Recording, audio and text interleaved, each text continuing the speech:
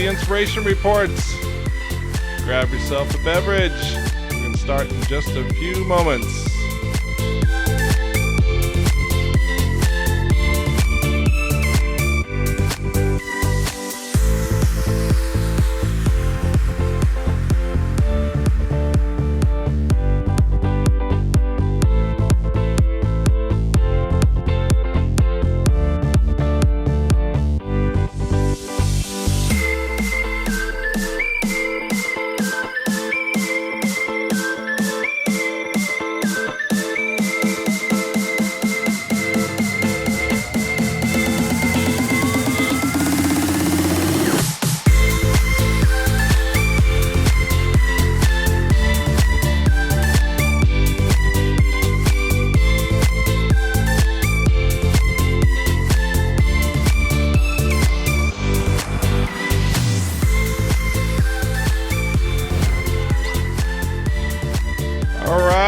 Welcome everybody and happy Friday. Happy Friday, guys. How's it going? Yeah, made it to Friday. Yeah, super excited. Thank you all for joining us. I know we kind of messed up the schedule this month. Did not have it on the first Friday, which would have been fun because that would have been April Fool's Day, and I'm sure that we would have had some good pranks there. But we also changed the time today, so we appreciate you all adjusting your schedules as well. And I would like to welcome my fellow Inspiration Report folks. First, our awesome show producer and chat moderator, Mr. Jose Miguel Gutierrez. Jose, hey everybody. Welcome. How you doing, man? Jose is 6 hours ahead of us, and he's been on Zooms all day long today, so he's really looking forward to riding his bike to the pub and having a beer after this. So thank you, Jose, for bearing with us and being here. We appreciate it. And, of course, guest presenter all the way from Washington, D.C., ladies and gentlemen, Miss Sarah Miller. Ladies and gentlemen, yes. How are you today? I'm doing great. I'm so happy it's Friday, and I'm so excited to be here again. Yeah, it's really excited. Unfortunately, Sean could not join us this morning, so he is also grateful that you were here with us. So thank you for probably adjusting your schedule as well. But it looks like we have some really great content at least, so it'll be really fun and inspiring. All right, so let's go back to the presentation here really quick, and we'll go over some of the rules.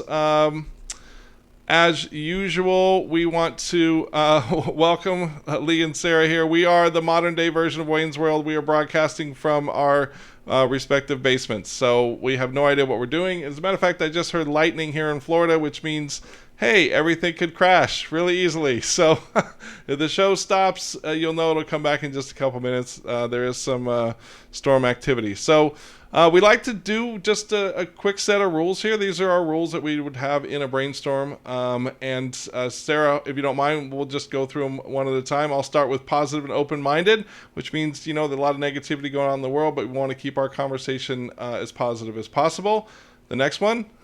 Absolutely. Share the air. Let's make space for everybody to have a great conversation in the chat today, and we're really excited to share what we have to share with y'all. Exactly. And of course, in the chat, we always want you to be respectful. Jose has the kick out button, so if anybody gets too rowdy, he will hit that button and they will get booted. Hopefully we won't come to that though, so just be respectful of everybody in the chat. Yes, and my favorite next is build and yes ands. No, we're not here for butts or no's or negativity, so always building upon each other's creativity. Yeah, nice. And of course, if you see something that you think will inspire somebody, we definitely want you to pay it forward. Towards the end of the broadcast, Jose will send a link. Actually, we may not have the link tree today, so we'll send you a link to our YouTube page, which will have the recording of this later on, so you can share it with somebody else. And Sarah and Jose, let's have some fun. What do you think about that? Yeah, it's gonna be good. We got some. Sean actually did the content for us, and Sean is really good at curating that content. So, without further ado, we should. Yes, sir. Talk to me. Can you maybe boost Sarah's audio a little bit? I think we have some people saying that it's not. They're having some troubles hearing her. Okay. Can you do something there? Yes. So let's do that. Me neither, apparently. Okay, Sarah, go ahead and talk for me. Talk. Hello, Check. Testing 1, 2, 3. Hello, inspiration in a box. All right. How's that? Do you guys sound okay? You heard both? Thank you, Laura. That's wonderful. All right. See there, I already, we talked about that button before we went live, and I was like, hey, just in case I hit that button again, make sure that you tell me. So thank you very much. You did indeed tell me.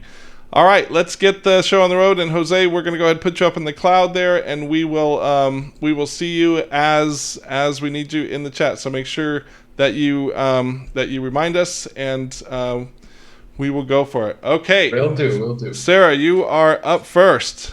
All right. So I was so excited reading this story this morning because it always warms my heart when people do good things, when rich people do good things, especially. So there is a new college called Hope College that is doing away with the idea of tuition. So instead of paying to go to school, they are relying on donations from alumni who have graduated.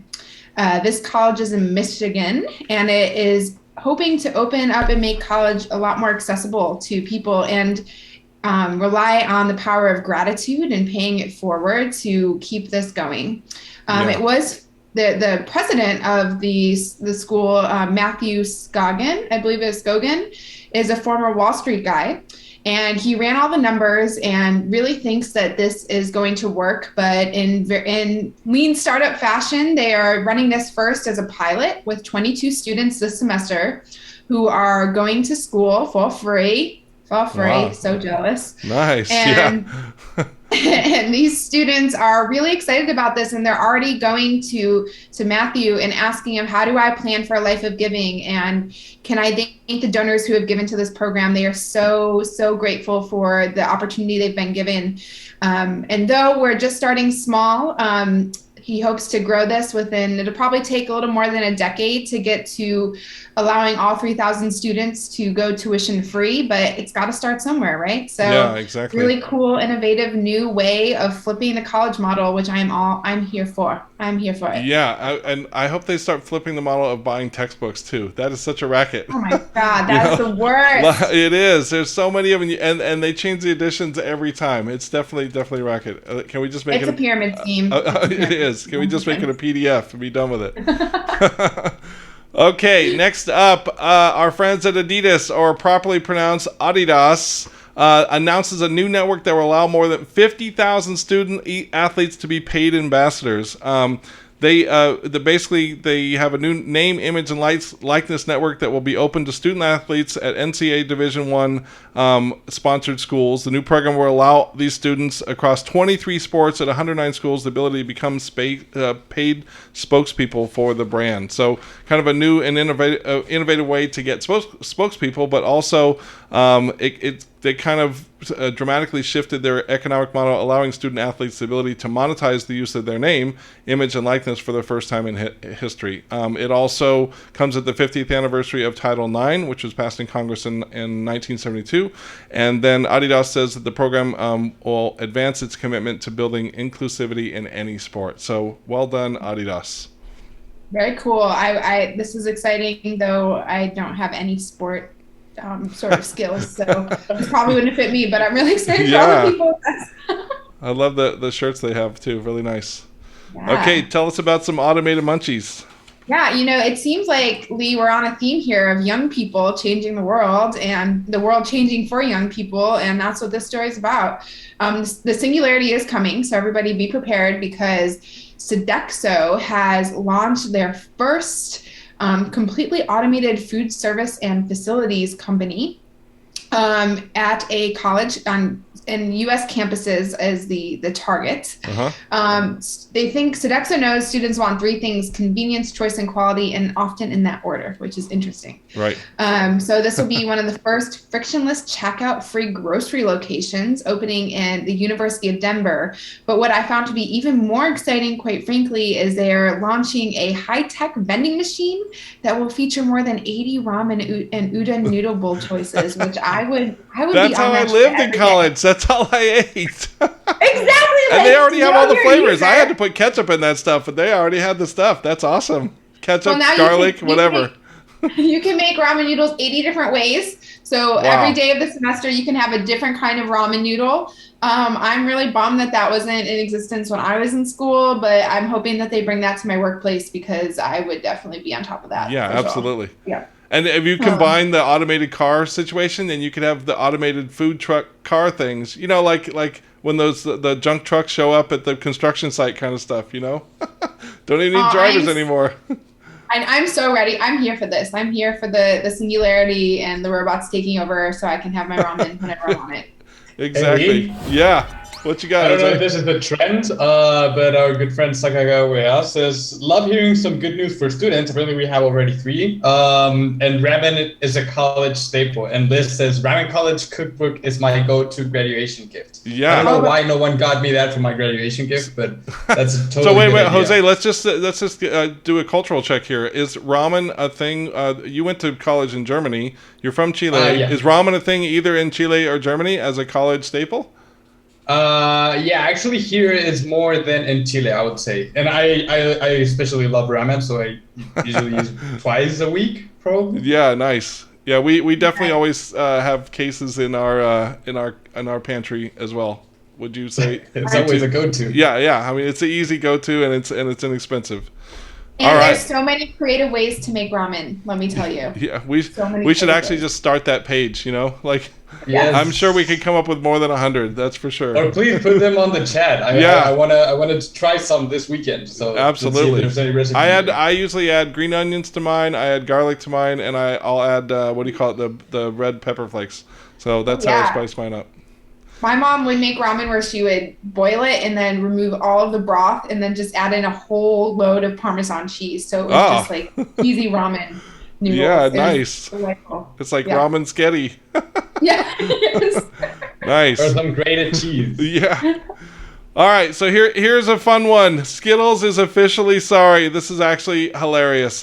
So for those of you who are bitter that in 2013 when the brand replaced they replaced the lime Skittles with green apple. Apparently, there were so many angry people after this. There was 130,880 disgruntled lime-loving fans that took to social media to voice their outrage. So Skittles finally came to, and they want the world to know that they are very sorry indeed for depriving their fans of their beloved lime flavor. So sorry that they launched an apology tour, starting with a 35-minute Twitch video where the corporation, the head of the corporation, came on and basically apologized. I pulled this great video from Fast Company about it. So let's check this out. After 9 years, Skittles finally does the right thing and brings back the lime flavor, issuing a heartfelt corporate and hilariously specific apology to fans for this heinous mistake. I'm Jeff Beer, and this is Fast Company's brand Hit or Miss of the Week.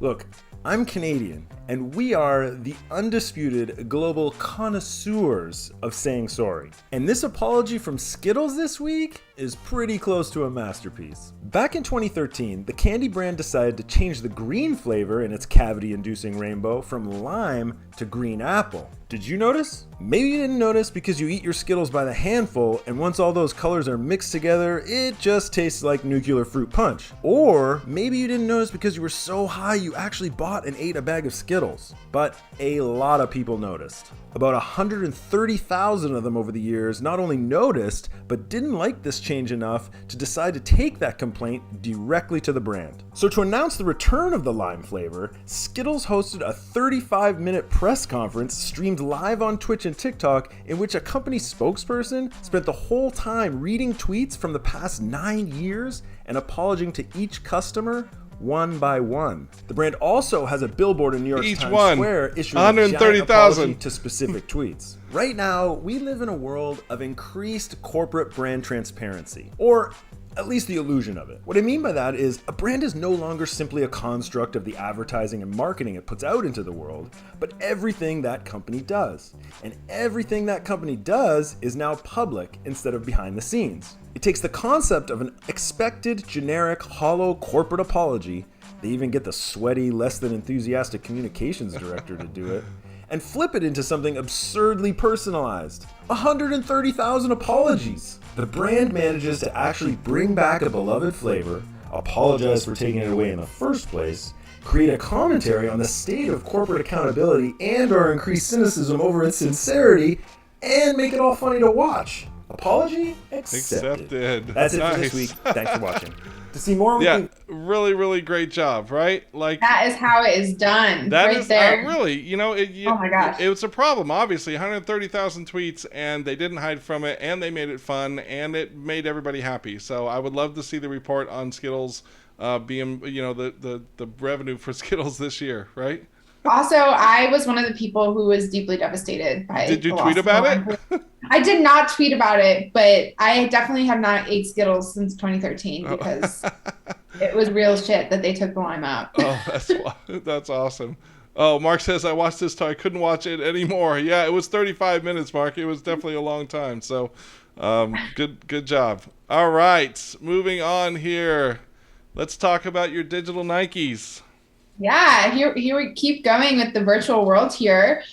Nearly 7 million people from around the world have visited Nike Land, which is not a new theme park in Orlando. It is actually a metaverse store since it opened 5 months ago. So this space allows users to try on virtual products, in addition to playing to the strengths of the Roblox as a platform with games such as Dodgeball. I was sitting... Sorry? I said, okay. Sounds interesting. Yeah.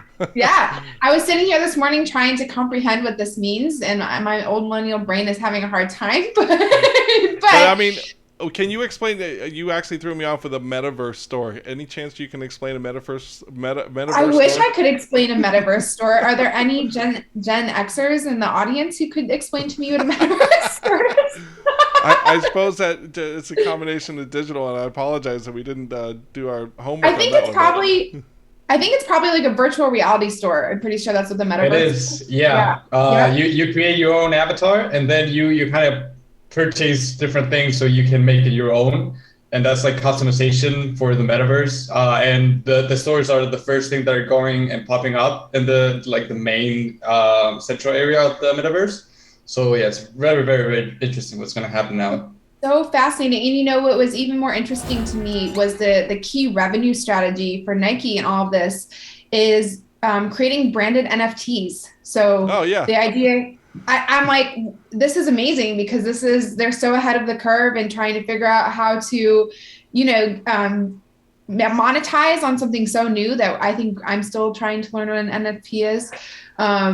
So it's really interesting, but there is something about spending good hard-earned money on a virtual pair of shoes that just kind of kills my soul a little bit. But you know what? Just a little bit, yeah. A little bit, just a little bit. But you know what? Why not? It just made me think of WALL-E. As soon as I read this, I was like, oh my God, we're moving towards WALL-E right now. Yeah. Jose, you got something in the chat there? Yes, actually, Laura says, not a millennial, but definition is a network of 3D virtual worlds focused on social connection. Nice. I think I couldn't have said it better. I agree. Really nice. It's kind of like, I don't know if back in the day you remember there was that penguin game. I played that as a kid where you'd have like little penguins and you'd interact with people from around the world. So this must be like the next version of that. Nice. It is. I also did the same. Super cool. All right, so conservation. So this is a great article again about reuse and conserving. This is a decommissioned wind turbine blades are now being used to build bridges. As wind turbine blades from the 90s, which was the first big wave of wind power, reached the end of their working lives, they actually go because they're made of composite fiberglass and which is light and strong, but really tough to recycle. Which is now why designers are putting it to research. So a Polish waste management firm is allowing pedestrians and cyclists to cross the bridge now made by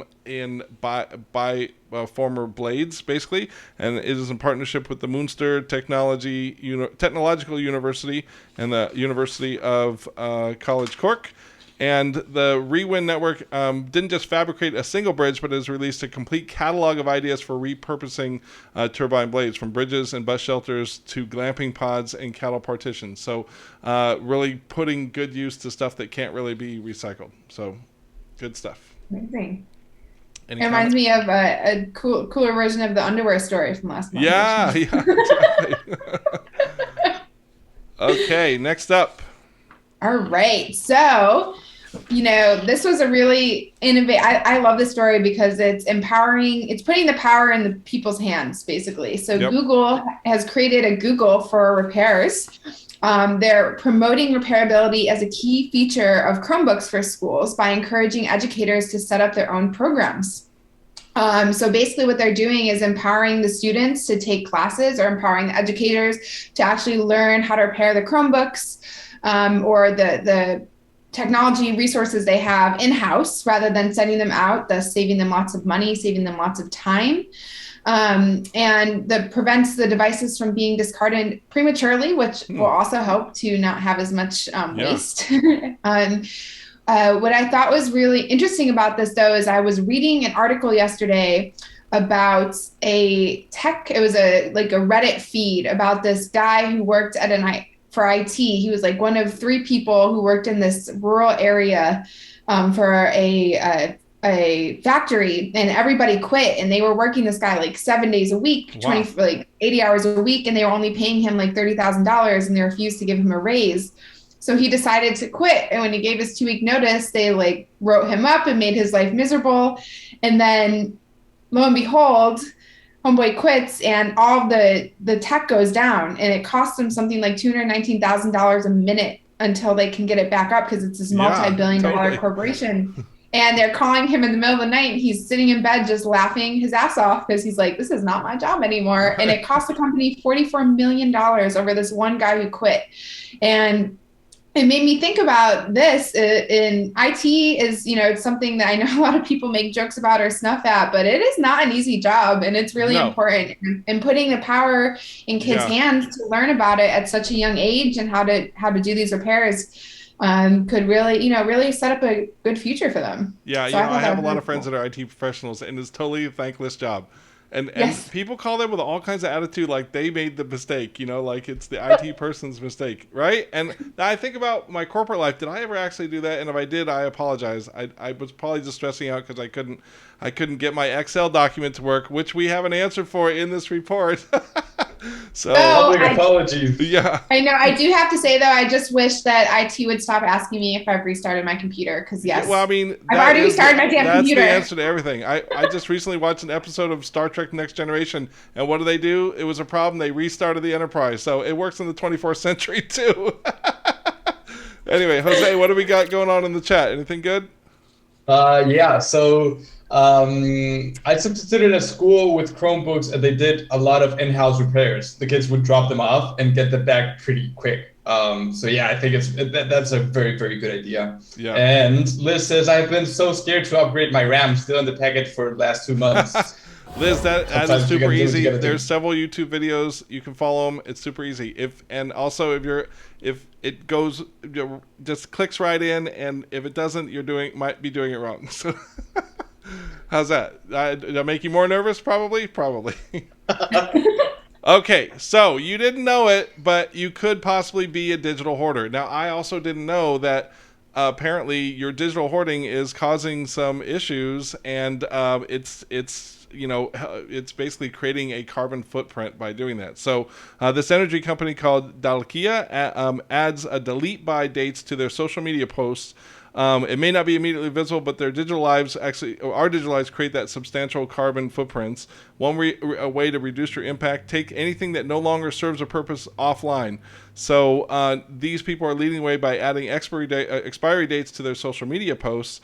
They do hashtag DLD, short for date limit de-responsibility or something. It's followed by a month to indicate when that post will disappear. So think about all those posts that you have on Twitter. Go back. I mean, I would delete the ones that were questionable anyway because you don't want to be canceled. But besides that, digital hoarding, it's causing a carbon footprint. I didn't know that. I have a lot of internal drives that I have backups and stuff like that. But maybe I should start deleting the stuff that I don't need on my Google Drive. Maybe. That's fascinating because I just got a notice this week that I didn't even know this was possible. I was almost out of storage on my Gmail. And I was like, how is this happening? I don't want to pay for storage for my Gmail. And I ended up going through my inbox and deleting over I don't know, 80,000 emails from my delete folder. And I was like, and all those cat videos, fascinating. man. Those cat videos taking up space. Those cat videos, man. So many of them. Okay, someone would delete their social media posts from before 2013. Yeah, I think I would do the same from before 2020. I think it's smart because you were a different digital person back in 2008. So I'd say go ahead. That's a safe bet. And actually, it follows like you're supposed to delete your tax records after 5 years too. So 5 years it goes, right. Shred it and let's save the world here. Okay, I did that a couple months ago, and going through my old tweets was painful. My tweets from college, I was like, I don't want to be canceled. I'm going to delete all. Yeah, delete them all. I mean, they are in a Wayback Machine somewhere, but the harder you make it, the harder it is to find. Yes. Okay, so we promised you some help with Excel, and now you have found it. Tell us about Miss Excel and this wonderful woman named Kat, who's helping everybody with their Excel issues and making bank for it. Yeah, so I'm pretty much fangirling over this human after reading her story this morning. Her name's Kat Norton, and she is a Microsoft Excel influencer. Yes, that does exist. And yes, I do get turned on by a good Excel sheet. So this is a really exciting story for me. Pivot tables? Is there pivot tables involved? Love me a pivot table. Oh, love man. I still haven't figured those out. Keep going, though. Sorry. So good. So she has over 1 million followers on TikTok and Instagram. And she goes by the name Miss Excel. And what's interesting about her is she is not creating content the way normal content creators do. Most content creators will put out content and try to monetize that content. Whereas Kat Norton, Miss Excel, actually uses this content that she creates on TikTok and Instagram to market the trainings that she's already created. But what I am totally fangirling about and wanting to aspire to do now is she is not quite a normal Excel person or influencer because she believes strongly in the power of manifesting and energetics. So this all came to be because she read a book that I'm actually reading called Breaking the Habit of Being Yourself by Joe Dispenza, which is all about how to bring science to woo-woo shit and, make it digestible. But it's what she does before posting any video is she associates into that feeling of like, how will it feel to post a viral video, and really embody that feeling and bring that in and call that in. And she started doing this about 2 months into the pandemic. And before you know it, she was making 6 figures a month. And she actually just a couple weeks ago had her first 6-figure day. A day. She ended up quitting her job and she's doing this full time. And she says she firmly believes in manifestation. And she draws from repeated connection between the work she's done there and the success she's had as a creator. So I'm about to go and do some serious manifesting because I want to make 6 figures a day. That's badass. I just want to learn how to work Excel. I'm not the best at Excel. I'm really good at word tables. I can manipulate the heck out of word tables, but I really would love to learn about Excel. Actually, my wife is my business manager, and she creates a mean Excel spreadsheet. Like, it's crazy, all the things that it does. But when I look at the formulas, I'm like, what? How did she come up with this, right? So I pulled a video. I tried to find a video on YouTube because I unfortunately I can't transfer the TikTok videos to OBS here. But I pulled this video, and maybe it'll garner a little bit more about what you were talking about, Sarah. Here we go. Who is Miss Excel? TikToker going viral for her Microsoft Excel videos. Miss Excel, a TikTok influencer, has gone viral online because to her helpful suggestions and lectures on Microsoft's database software, Excel. Proficiency in Microsoft Excel is frequently required for obtaining a job or performing entirely broad activities involving data. But TikTok is unlikely to be the first place you look to learn. Everything you need to know about Miss Excel is right here. Miss Excel on TikTok is who she claims to be. Miss Excel, or Kat Norton as she is more professionally known, is carving out a name for herself with her enthusiastic TikTok movies teaching Microsoft Excel. Miss Excel has over 650k followers and 1.4 meters likes on TikTok as of this writing, with her videos receiving hundreds of thousands, if not millions, of views. Miss Excel is on her way to becoming a TikTok celebrity in her own right, and she has helped pave the way for a completely new type of content on the platform. So, if you need to study Microsoft Excel but don't know where to begin, Miss Excel's TikTok may be where... I think that's another thing that really intrigues me about it is it's such a daunting thing to think about learning, but just keeping keeping it simple, like in the form of a TikTok video, and putting music to it. It's like, yes, hit me with the simpleton stuff and I'll learn it. That's how I learned algebra and geometry in college. I had a really simple dude that was my teacher, and he just put it in simple terms for my simple brain, and it worked. It's like V2 of Schoolhouse Rock, like meets TikTok. Yeah, exactly. Love it. Really, really Amazing. inspiring. Definitely pay that one forward. Okay, so we're getting to the Jetsons, you guys. We're really getting it. My good buddy Barry J sent me this, and we've been reporting out on flying cars, flying motorcycles. We're getting there. We're so close. This one says 2024. A U.S. business jet operator, NetJets, has secured rights to buy up to 150 electric air taxis, from startup German aircraft developer Lilium Air Mobility.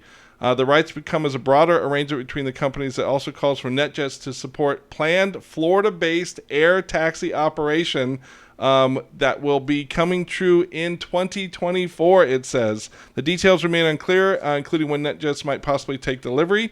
But the deal, understanding, could give NetJets foothold in the burgeoning but still unproven air taxi market. So it says here that the air taxi will have a 135 kilometer range, and they will cruise at 152 kilometers per hour, and cost about $2.5 million. So I have a question for you, Lee. What? How does it feel knowing that you will have air taxis before the I-4 construction is done? Oh my gosh. Let's do that. That'll be great.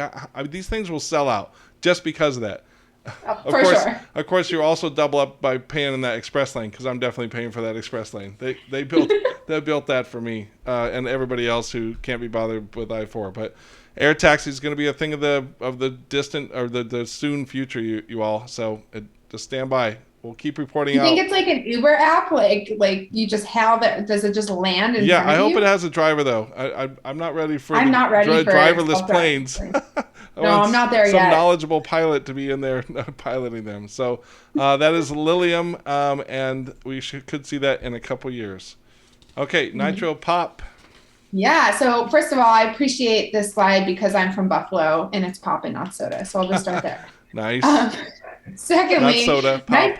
It's pop. It's Yep. pop for anybody who didn't know. So Pepsi has gotten on with the times and launched a nitro version of its Coca-Cola drink, or is about to launch it. It's the You just first say ever Coca-Cola for Pepsi, by the way. Oh, sorry. Oopsie. Whatever, a cola drink. And they're launching it as a draft cola or vanilla draft cola flavor. And the reason is the reason why people love nitro so much better than regular carbonation is because carbon dioxide has larger bubbles and can impart a slightly acid taste whereas nitrogen's smaller bubbles are less explosive on the palate. Yes. So and also, if you don't feel like having your palate exploded upon, I highly recommend going and checking out Pepsi's new Nitro Pops. And this I'm is pretty good. Have you ever had about a Guinness? That's what they put in Guinness. Those little. I don't like beer. I love Guinness. Love Guinness. And what's the other beer that we get here regularly that has this? It's another British beer. I forget. But I don't know, but Nitro delicious. Coffee makes me feel like I can hear colors. So we'll see what happens with Nice. Nitro Pop. All right, Jose, let's go back. Any good comments that we missed? Liz wanted to learn how to do macros, but I think probably she will have to upgrade her RAM first. And then Mark was astonished by the fact that the company of the air taxi is going to be Florida based, and he wants to make the new express lane a runway. Yes. And he wants a Pepsi draft, please. Well, now their competitor Coca-Cola is doing something great too, and they're trying to save the environment by creating vending machines that do not feature a bottle. So you have to bring your own bottle for your own Coke. It's actually starting in Japan. Japan has been known for its over-the-top vending machine. But what isn't inside the new Coca-Cola's Japan experimental vending machine is actually the bottles. So they're being called bottleless machines instead of buying packaged servings of soda.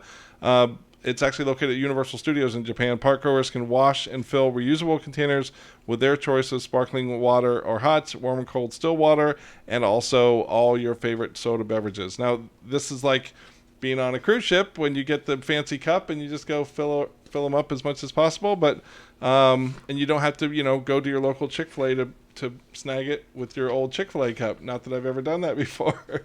Never done that before.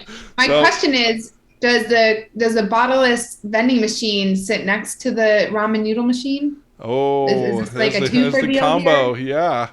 And you only need to bring your little red Solo cup from the party the night before. And you're BYOC. Yeah, that's awesome.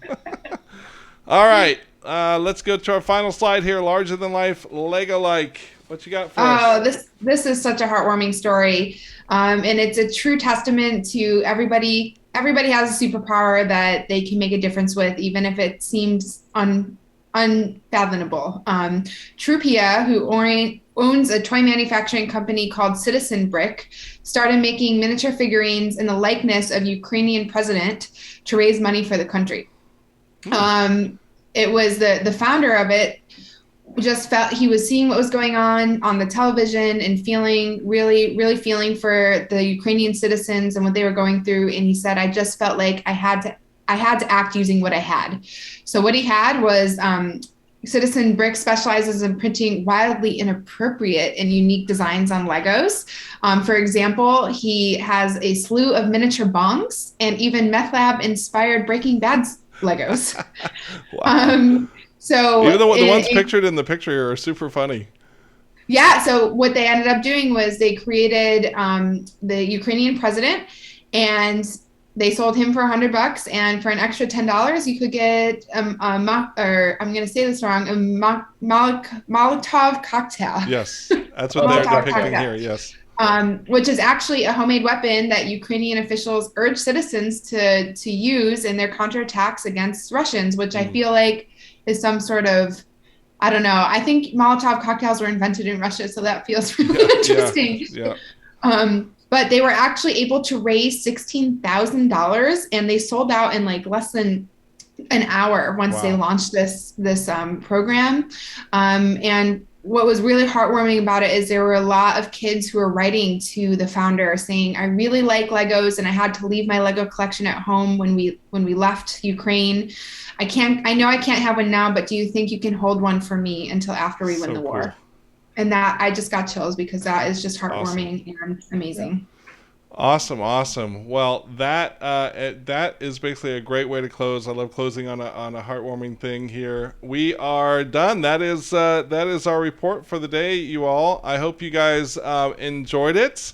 We will be back on May 6th at 11:30. But Sarah, first, I wanted you to tell us a little bit about you've got kind of a new side hustle going. So let's hear a little bit about that.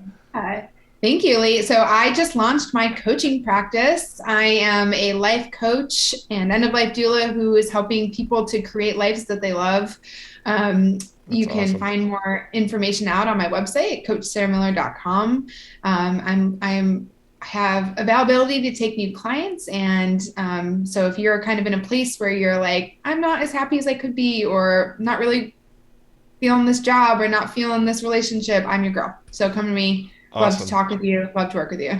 Awesome. Well, thank you. And Jose, thank you as usual for staying up late there in Germany.